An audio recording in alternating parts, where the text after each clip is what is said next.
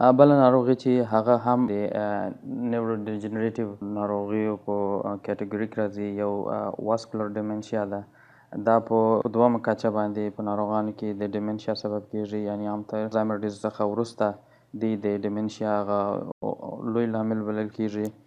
عموما اکثره خلک زړه تشوشات ولري، خصوصا آرټریل فبریلیشن چې هغه په مزمن ډول سره امبولای جوړوي، او هغه امبولي کوچني امبولیانې چې دماغ ته د دماغ د مختلفو برخو د انفارکشن سبب کېږي، چې هغه ته موږ ملټي انفارکت ډیمنشیا وایو. یعنې په مرور د زمان سره د دماغ مختلفو برخې په انفارکشن باندې اخته کېږي. دا هم په وروستي حالات سبب کېږي. همدارنګه د وایټ میټر ډیزیز، لکه موږ ته چې معلومه ده دماغ د دوو برخو څخه هغه ماده د دوو برخو څخه جوړه ده، چې یو ګرې ماټر دی چې هغه خپله د نیورونو سیل باډیز، او بل یې وایټ ماټر دی چې هغه د فایبرو یعنې د اکسونو مجموعه ده. په دې ناروغانو کې چې واسکولر تشوشات ولري وایټ ماټر ډیزیز لیدل کېږي. همدارنګه سمال ویسل اسکیمیک ډیزیز هم په واسکولر ډیمنشیا کې راځي. بله ناروغي چې هغه د بینز واګنر ډیزیز ده، هغه هم په واسکولر ډیمنشیا کې راځي. او سب کورټیکل لیکوانسفالوپاتي دا یو ناروغي ده په واسکولر ډیمنشیا کې. دا ټول د ډیمنشیا سبب کېږي. په ناروغانو کې باید دغه ناروغي یو د بل څخه تفریق سي، او اکثره دا ناروغي کېدای سي د الزایمر ډیزیز سره په یوه ځای ولیدل سي. یعنې خلک چې الزایمر ډیزیز لري کېدای سي یو د دې پورتنۍ ذکر شوي ناروغیو سره هم په دې کې ولیدل سي. که چیرې واسکولر ډیمنشیا کې ناروغانو ته ام آر آی اجرا سي، تاسو به د دې ناروغانو په کلیشه کې یوه پتالوجي ووینئ چې هغه د وایټ میټر ابنارملټي یا ستونزې لیدل کېږي، خصوصا د پیر وینټریکولر یعنې د بطیناتو په شاوخوا کې تاسو به یو سپین خیال ووینئ چې دا خپله د دې پتالوجي موږ ته راښیي. تاسو په دې کلیشه کې وینئ چې دا وایټ میټر تاسو وینئ وینټریکولر په شاوخوا کې دا خپله د پتالوجي ښودنه کوي. دا عموما په واسکولر ډیمنشیا کې ډېر لیدل کېږي. واسکولر ډیمنشیا بیا ځان نښې نښانې لري، مثلا مالټي انفارکټ ډیمنشیا بیا د خپل پتالوجي په اساس باندې په ناروغانو کې راز و علایم ښیي. مثلا که د دماغ فارکشن باندې اخته وي او په مرور زمان باندې هغه په د هغې برخې اراز علایم په ناروغانو کې لیدل کېږي. مثلا که چیرې په ناروغانو کې د ټمپورل لوبې، په ناروغانو کې د شارټ ټرم میموري لاس نسبتا نورو علایم ته ډېر وي، او که چیرې د موټر برخه یې کېدای سي ناروغان سره ډیمنشیا سره د حرکي تشوشات ولري، کېدای سي که سنسري کارټکس یي، کېدای سي په ناروغانو کې حسي تشوشات هم ولیدل سي. او دا په سټپ وایز باندې دا راز علایم لیدل کېږي، یعنې پروګریسیو لینر شکل نه لري، سټپ وایز دی. تر یو وخته پورې دا نارملي، بیا په بل ګام کې دا نور هم تشدیدېږي، دغسې مخ پر لوړ ځي. دا ناروغان عموما د دې تشوشات سب کارټیکلي د کارټکس څخه لاندې. همدارنګه په دې ناروغانو کې د دې پروسس ډېر بطیء، او ناروغان اګزیکیوټیو ډیفیسټ لري، یعنې په یوه وخت کې دوه کاره نشي کولی. نارمل اشخاص کېدای سي د یو کار په سرته رسولو کې په بل کار باندې هم د فکر وکړي یا په هغه کې یو پلان جوړ کړي، مګر دا ناروغان چې په واسکولر ډیمنشیا باندې اخته وي دغه توانایي د لاسه ورکوي. بله ډیمنشیا چې ده، یعنې هغه عبارت د فرانټو ټمپورل ډیمنشیا څخه ده. دا هم د الزایمر ډیزیز په شکل په اولډ ایج کې لیدل کېږي، یعنې د 50 او 70 کلونو کې رامنځته کېږي. او دا هم په اولډ ایج کې دغونده عام وي لکه الزایمر ډیزیز.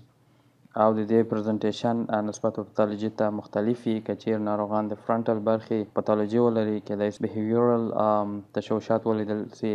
او که چیرې ناروغان بیا په ټمپورل برخه کې پتالوجي ولري، په ناروغانو کې د سیمانټیک ډیمنشیا همدارنګه پروګریسیو نان فلوینټ افازیا لیدل کېږي. په دې افازیا کې ناروغان عموما خپلې خبرې نشي بیانولی، او د دوی په خبرو کې کنیکشن موجود وي، یعنې نن ایکسپریسیو افازیا دی، په دې ستونزې باندې اخته کېږي. همدارنګه علاوه د ایکسپریسیو افازیا څخه ناروغانو کې سایکایټریک تشوشات هم لیدل کېږي. ناروغان به اپاتي لري، ډس انهیبیشن به لري، او همدارنګه ناروغان کمپلژن لري. اپاتي چې دا کېدای سي په فرنټل ایریا کې پتالوجي موجود وي، په ډس انهیبیشن او کمپلژن کې ناروغان کېدای سي په دواړو په ټمپورل او په فرنټل لوب کې د دې ستونزه وي. لکه مخکې چې موږ وویل ناروغان به په خبرو کې مشکلات لري چې هغه عبارت د افازیا څخه ده. او دا ناروغان کېدای سي ناروغان چې دی په ALS باندې اخته وي، یعنې امایټروپیک لیټرل سکلیروسس ناروغي لري، کېدای سي په دې خلکو کې فرانټل ټمپورل ډیمنشیا هم ولیدل سي، یا خلک چې دی په فرانټل ټمپورل ډیمنشیا باندې اخته کېدای سي په هغو کې ALS هم ولیدل سي. یعنی د یو په بل کې سره مدغم دي کېدای سي. هغه خلک چې تاسو د فرانټل ټمپورل ډیمنشیا په لوحه راځي، تاسو په هغو کې ناروغي معاینات هم اجرا کړئ. یا هغه خلک چې تاسو ته د ALS په هغه لوحه راځي، تاسو په هغه کې د فرانټل ټمپورل ډیمنشیا معاینات هم اجرا کړئ، چې تر څو دغه دواړه ناروغي هغه ناروغان موندل سي او یو د بل څخه بیل سي. بل ناروغي چې د هغه د ډیمنشیا وذ لیوي باډیز ده. ډیمنشیا وذ لیوي باډیز خصوصا په هغه اشخاصو کې لیدل کېږي چې په هغو کې پارکنسنزم اعراض علایم هم ولیدل سي.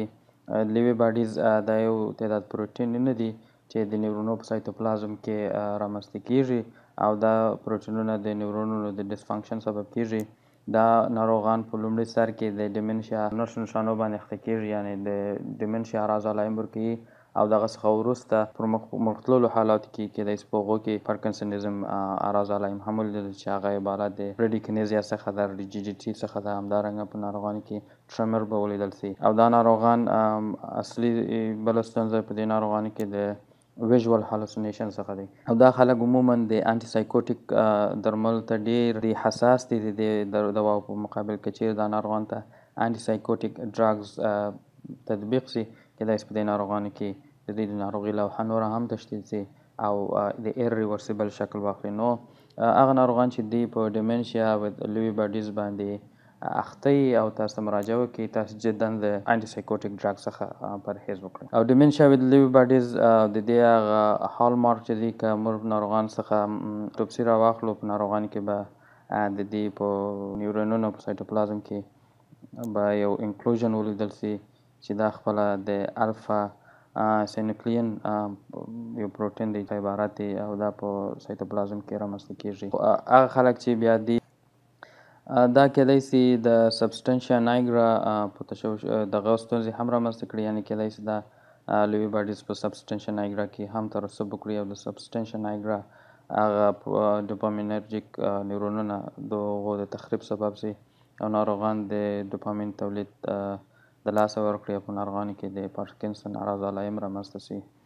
دا لکه څنګه چې د نامه څخه معلومه ده، په ناروغانو کې اول ډیمنشیا لیدل کېږي، وروسته پارکنسن ډیزیز لیدل کېږي. یعنې اول تشوش په ناروغانو کې د ټمپورل لوب کې هغه ستونزه پاتالوژي رامنځته کېږي، بیا ورو ټول دماغ په بر کې ونیسي، او سبسټنشیا نایګرا هم معوفه سي او د پارکنسن اعراض علایم په ناروغانو کې رامنځته سي.